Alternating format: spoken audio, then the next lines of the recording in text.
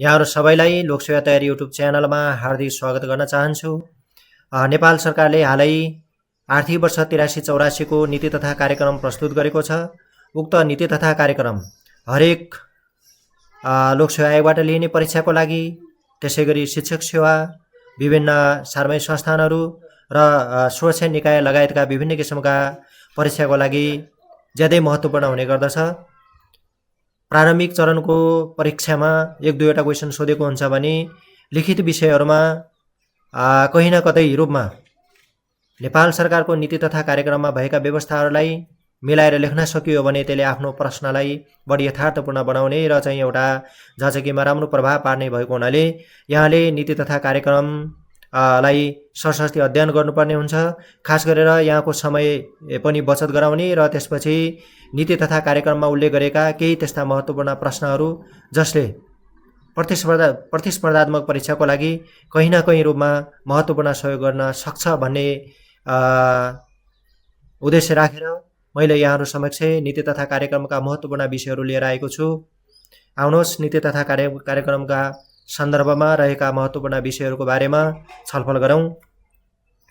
नेपाललाई मध्यम आय भएको मुलुकमा स्तरोन्नति गरी आगामी दशकमा औसत कति प्रतिशत आर्थिक वृद्धि दर कायम गर्ने लक्ष्य आर्थिक वर्ष 83-84 को नीति तथा कार्यक्रममा लिएको छ भन्ने छ प्रश्न। खास गरेर नेपाललाई मध्यम आय भएको मुलुकको रूपमा स्तरोन्नति गर्ने नेपाल सरकारको चाहिँ एउटा उद्देश्य रहेको छ। सो अनुरूप नेपाल सरकारले औसतमा कति प्रतिशत आर्थिक वृद्धि दर कायम गर्ने लक्ष्य चाहिँ आगामी दशकमा राखेको छ भन्ने छ प्रश्न र यसको सही उत्तर रहेको छ 7%। त्यसैगरी अर्को प्रश्न रहेको छ सीमा रहित अर्थतन्त्र र तौल रहित व्यापार कुन क्षेत्रसँग सम्बन्धित छ भन्ने छ। सीमा रहित अर्थतन्त्र र तौल रहित व्यापार भन्ने छ। यो सीमा रहित अर्थतन्त्र र तौल रहित व्यापार खास गरेर सूचना प्रविधि क्षेत्रसँग सम्बन्धित व्यापारसँग सम्बन्धित रहेको छ। नीति तथा कार्यक्रममा उल्लेख गर्दा सूचना प्रविधि क्षेत्रसँग सम्बन्धित व्यापारलाई सीमारहित अर्थतन्त्र र तौलरहित व्यापारको रूपमा विकास गरिने भनेर चाहिँ नीति तथा कार्यक्रममा महत्त्व दिइएको छ। त्यसैगरी लगानी एक्सप्रेस नीति भन्नाले के बुझिन्छ भन्ने छ। लगानी एक्सप्रेस नीति भन्नाले के बुझिन्छ भन्ने प्रश्न रहेको छ। यसको सही उत्तर रहेको छ व्यवसाय दर्तादेखि निर्माण अनुमतिसम्म का कार्य 30 दिनभित्रमा सम्पन्न गर्ने भन्ने छ।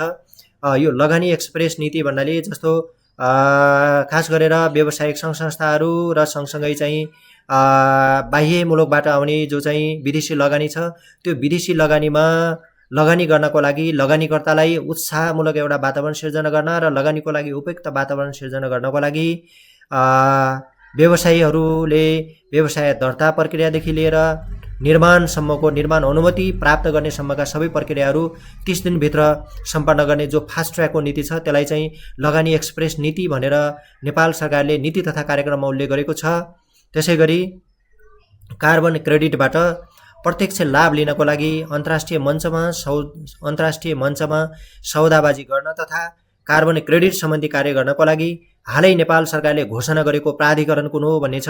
यसको सही उत्तर रहेको छ कार्बन प्राधिकरण। कार्बन प्राधिकरण घोषणा गरेर अर्थात् कार्बन प्राधिकरण चाहिँ गठन गर्ने नेपाल सरकारको आर्थिक वर्ष 83-84 को नीति तथा कार्यक्रममा उल्लेख गरेर कार्बन क्रेडिटबाट प्रत्यक्ष लाभ लिनको लागि महत्त्वपूर्ण कार्य गर्ने भन्ने कुरा उल्लेख गरिएको छ।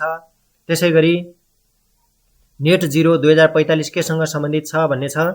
नेट जिरो 2045 केसँग सम्बन्धित छ भन्ने प्रश्न रहेको छ। यसको सही उत्तर रहेको छ हरित गृह ग्यासको उत्सर्जनलाई सन् 2045 सम्ममा शून्यमा झार्ने अर्थात् जति कार्बन उत्सर्जन हुन्छ त्यति नै मात्रामा कुनै न कुनै प्रकारबाट शोषण गर्ने भन्ने छ। यसको सही कुरा के रहेको छ भने सही मकसद भनेको चाहिँ सन् 2045 सम्ममा नेपालमा हरित गृह ग्यासको उत्सर्जन जति छ सबै उत्सर्जनलाई शून्यमा झार्ने अर्थात् हरित गृह ग्यासको प्रभाव चाहिँ न्यून गर्ने भन्ने कुरा उल्लेख गरिएको छ। यसलाई चाहिँ नेट जिरो 2045 भनेर चाहिँ नेपाल सरकारले नीति तथा कार्यक्रममा उल्लेख गरेको छ। त्यसैगरी नेपाल सरकारले विगत समय 2083 देखि 2092 सम्मलाई दशकको रूपमा घोषणा गरी कति मेगावाटसम्म विद्युत उत्पादन गर्ने लक्ष्य राखेको छ भन्ने छ। यसको सही उत्तर रहेको छ 30,000 मेगावाट। त्यसैगरी नेपाललाई विश्व आध्यात्मिक पर्यटन केन्द्रको रूपमा विकास गर्न नेपाल सरकारले नीति तथा कार्यक्रम मार्फत सञ्चालन गर्न लागेको अभियानको नाम के हो? नेपाललाई विश्व आध्यात्मिक पर्यटन केन्द्रको रूपमा विकास गर्न नेपाल सरकारले नीति तथा कार्यक्रम मार्फत सञ्चालन गर्न लागेको अभियानको नाम के हो? यसको सही उत्तर रहेको छ देवभूमि नेपाल राष्ट्रिय अभियान। त्यसैगरी अर्को प्रश्न रहेको छ नेपाल सरकारले पर्यटन क्षेत्रको प्रवर्धन गरी रोजगार उन्मुख अर्थतन्त्रको विकास गर्नको लागि जीवित सङ्ग्रहालयको रूपमा कुन संस्थालाई विकास गर्ने लक्ष्य लिएको छ भन्ने छ। यसको सही उत्तर रहेको छ नेपाल होमस्टे। लगानीको प्रवर्धन गरी लगानीमा चाहिँ एउटा जोड दिएर जीवित सङ्ग्रहालयको रूपमा स्थापना गर्ने, त्यसैगरी चाहिँ रोजगार उन्मुख अर्थतन्त्रको विकास गर्ने, आन्तरिक अर्थतन्त्रलाई चलायमान गराउने उद्देश्य चाहिँ नेपाल सरकारले लिएको छ। सोही अनुरूप नीति तथा कार्यक्रममा जीवित सङ्ग्रहालयको रूपमा नेपाल होमस्टेलाई विकास गर्ने लक्ष्य लिएको छ।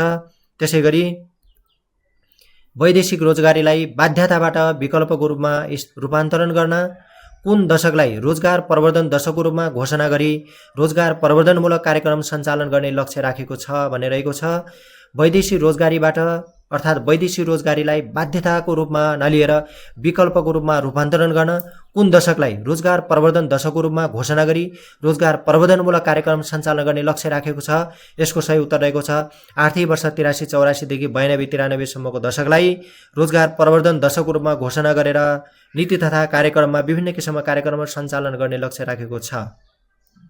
त्यसैगरी अर्को प्रश्न रहेको छ सिकाइ प्रणालीलाई डिजिटल प्रविधिमा आधारित बनाई नेपालभरका कति सामुदायिक विद्यालयमा उच्च गतिको इन्टरनेट, डिजिटल सामग्री र कृत्रिम बुद्धिमत्तामा आधारित सिकाइ प्रणाली लागू गर्ने लक्ष्य नेपाल सरकारले राखेको छ भन्ने छ। यसको सही उत्तर रहेको छ 10,000 सामुदायिक विद्यालयमा उच्च गतिको इन्टरनेट, डिजिटल सामग्री र कृत्रिम बुद्धिमत्तामा आधारित सिकाइ प्रणाली लागू गरेर सिकाइ प्रणालीलाई डिजिटल प्रविधिमा आधारित बनाउने नेपाल सरकारले नीति तथा कार्यक्रममा उल्लेख गरेको छ। त्यसैगरी नेपाल सरकारले कुन आर्थिक वर्षमा सडक बालबालिका मुक्त नेपाल घोषणा गर्ने लक्ष्य राखेको छ? नेपाल सरकारले कुन आर्थिक वर्षमा सडक बालबालिका मुक्त नेपाल घोषणा गर्ने लक्ष्य राखेको छ? यसको सही उत्तर रहेको छ आर्थिक वर्ष 83-84 मा नेपाल सरकारले सडक बालबालिका मुक्त नेपाल घोषणा गर्ने लक्ष्य राखेको छ। त्यसैगरी नेपाल सरकारले कुन आर्थिक वर्षदेखि बालबालिका उत्तरदायी बजेट कोड प्रणाली लागू गर्ने योजना बनाएको छ भन्ने छ। नेपाल सरकारले कुन आर्थिक वर्षको बजेट प्रणालीदेखि नै बालबालिका उत्तरदायी बजेट कोड प्रणाली लागू गर्ने लक्ष्य राखेको छ भन्ने छ। यसको सही उत्तर रहेको छ आर्थिक वर्ष 83-84 को बजेटदेखि नै बालबालिका उत्तरदायी बजेट कोड प्रणाली लागू गर्ने लक्ष्य नेपाल सरकारले राखेको छ। त्यसैगरी दुर्गम क्षेत्रका नागरिकलाई विशेषज्ञ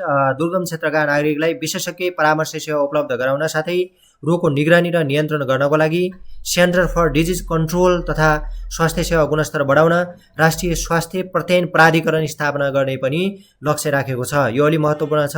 यो खास गरी यसलाई चाहिँ लिखित विषय अन्तर्गत यहाँले लिन सक्नुहुन्छ।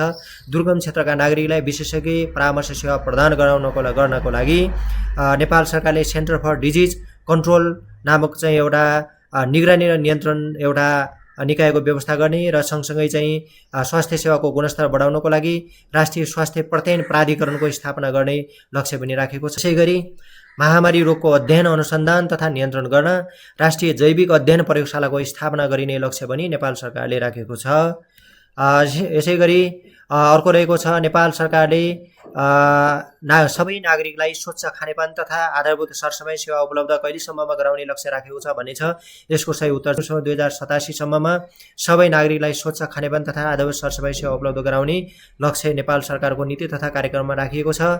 त्यसैगरी अर्को रहेको छ हिमालयन ओरिजिन सर्टिफाइड वाटर अवधारणा मार्फत नेपाली जलको ब्रान्डिङ गरिने पनि चाहिँ नेपाल सरकारले नीति तथा कार्यक्रममा उल्लेख गरेको छ। नेपाली जलको ब्रान्डिङ गर्नको लागि हिमालयन ओरिजिन सर्टिफाइड वाटर भन्ने अवधारणा लिएको छ। त्यो उक्त अवधारणाले नेपाली जलको ब्रान्डिङ गरिने चाहिँ एउटा लक्ष्य राखेको छ। अर्थात् हिमालयन ओरिजिन सर्टिफाइड वाटर अवधारणा मार्फत नेपाली जलको ब्रान्डिङ गरिने कुरा नेपाल सरकारको नीति तथा कार्यक्रममा उल्लेख गरिएको छ। त्यसैगरी श्रावणदेखि नै खरिद प्रक्रिया सुरु गर्ने र 0 दिन खरिद नीति लागू गरी असार महिनामा केन्द्रित खर्च प्रणालीलाई अन्त्य गरिने भनेर चाहिँ नेपाल सरकारको नीति तथा कार्यक्रममा उल्लेख गरिएको छ। त्यसैगरी विदेशमा रहेका नेपालीको सुरक्षा र अधिकार संरक्षण गर्न 24 घण्टा सेन्ट्रल रेस्पोन्स युनिट खडा गरिने कुरा पनि नेपाल सरकारको नीति तथा कार्यक्रममा राखिएको छ। सेन्ट्रल रेस्पोन्स युनिट यो अलि याद गर्नुहोला। सेन्ट्रल रेस्पोन्स युनिट भनेको चाहिँ विदेशमा रहेका नेपालीको सुरक्षा र अधिकार संरक्षण गर्नको लागि 24 घण्टा सञ्चालन गरिने एउटा संयन्त्रको स्थापना गर्न नेपाल सरकारले खोजेको छ र त्यसको नाम चाहिँ सेन्ट्रल रेस्पोन्स युनिट भनेर चाहिँ नामाकरण गर्ने र सोहीबाट चाहिँ एउटा सेवा प्रदान गर्ने कुरा उल्लेख गरिएको छ। त्यसै गरी अर्को रहेको छ निजामती तथा अन्य सरकारी सेवालाई तटस्थ बनाउन, निष्पक्ष बनाउन र एउटा व्यावसायिक सेवाको रूपमा विस्तार गर्न सबै सेवामा रहेका ट्रेड युनियनहरू खारेज गरिने, साथै यदि राजनीतिक दल वा गतिविधिमा संलग्न भएको पाइएमा के गर्ने भन्ने चाहिँ भन्दाखेरि भविष्यमा सरकारी सेवामा समेत अयोग्य रहने गरी सेवाबाट बर्खास्त गरिने भन्ने कुरा उल्लेख गरिएको छ। यसलाई चाहिँ सोधिन सक्छ, किनकि भन्दा यो अलि जिगज्याग टाइपको क्वेसन र अलमल्याउने किसिमको क्वेसन रहन सक्छ। किनभने यसलाई कसरी राख्न सक्छ भने निजामत तथा अन्य सरकारी सेवामा आबद्ध कुनै कर्मचारी राजनीतिक दलमा आबद्ध भएको खण्डमा अर्थात् ट्रेड युनियनहरूमा आबद्ध भएको खण्डमा कस्तो किसिमको कारबाही गर्ने उल्लेख गरेको छ भन्ने कुरा चाहिँ एउटा प्रश्न हुन सक्छ। यसमा चाहिँ भविष्यमा सरकारी सेवामा समेत अयोग्य रहने गरी, अयोग्य ठहरिने गरी भन्न सक्छ अप्सनमा। अर्को चाहिँ भविष्यमा सरकारी सेवामा अयोग्य नठहरिने गरी हुनसक्छ। यस्ता अप्सनहरू राखिदियो भने यसले चाहिँ जिगज्याग बनाउन सक्छ। त्यस कारणले गर्दा भविष्यमा हुने त्यस्ता खालका सरकारी सेवामा समेत अयोग्य रहने गरी, अयोग्य अर्थात् भविष्यमा सरकारी सेवामा अयोग्य रहने गरी सेवाबाट बर्खास्त गरिने भन्ने कुरा चाहिँ नेपाल सरकार नीति तथा कार्यक्रममा उल्लेख गरिएको छ। यो सोधिन सक्छ।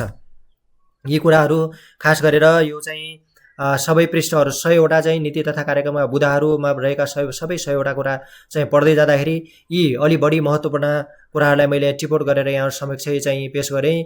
खास गरी त्यो बाहेक अन्य केही महत्त्वपूर्ण लिखितका विषयमा जस्तो वैदेशिक सहायता कुरा, वैदेशिक लगानीका कुराहरू छन्। त्यसपछि चाहिँ कृषि सम्बन्धी जस्तो आर्थिक विकास गर्दा के गर्ने कुरा, आर्थिक वृद्धि कसरी कायम गर्ने कुराहरू भए, त्यसपछि लिएर सेवा प्रवाहलाई कसरी एउटा चाहिँ गुणस्तरीय प्रभावकारी बनाउने, नागरिक मैत्री बनाउने कुराहरू लगायतका थुप्रै कुराहरू छन् जसले चाहिँ तपाईँको लिखितका कुराहरूलाई एउटा लिखित विषयलाई एकदम बलियो बनाउन सक्छ।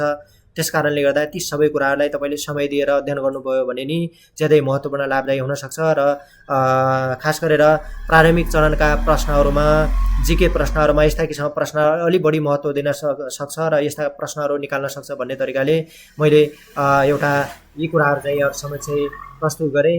आगामी दिनहरूमा यहाँहरू समक्ष यस्तै खालका ज्यादै महत्त्वपूर्ण खास गरेर लोकसेवा तथा शिक्षा सेवा लगायतका थुप्रै किसिमका प्रश्नहरूमा, थुप्रै किसिमका परीक्षाहरूमा लाभदायी हुने गरेर चाहिँ मैले यहाँहरू समक्ष नयाँ किसिमका भिडियो सामग्रीहरू लिएर उपस्थित हुने नै छु भन्ने कुरा यहाँहरू समक्ष राख्दै आगामी दिनमा पुनः भेट्ने बाचाका साथ आजको यो बसाइबाट, आजको यो चाहिँ कक्षाबाट, आजको यो छलफलबाट बिदा हुने अनुमति राख्दै यहाँहरूबाट बिदा हुन्छु। यहाँहरू सबैमा पुनः धन्यवाद। यहाँहरूको दिन शुभमय बितोस्।